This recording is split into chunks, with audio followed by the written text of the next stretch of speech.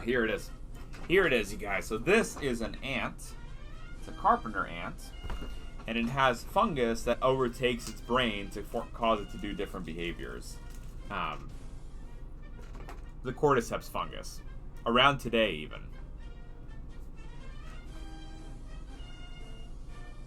You can actually see the fungus coming out of its head. Right there. Hi, Twitch Guy 2. Barbecue sauce. How are you tonight, Twitch Guy 2? I hope you're having a lovely evening. We're doing a little bit of late night microscopy in addition to possibly, maybe, potentially some games. How are you doing, Twitch Guy 2? This is an ant with Cordyceps fungus infection.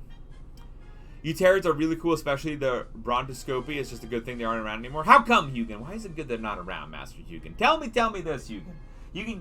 I need to know the details, my friend. Potentially, maybe? Tell me, Hugin. But yeah, we can also adjust the color on these. I think it's always pretty fun to adjust the color and see like what kind of different information we can see. You can also see the eye quite well. You can see the individual eye cells on this animal.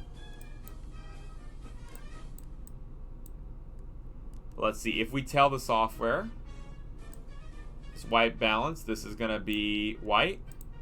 Boom! Look at that. Actually, this is a black ant, so this is actually pretty correct in terms of the color. But then you can see the contrast better in the fungus here. And again, I think this is actually quite a nice picture.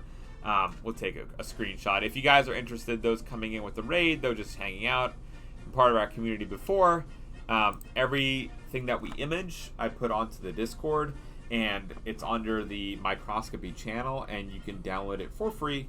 All I ask is that you don't sell it on. That way, it stays free to everyone.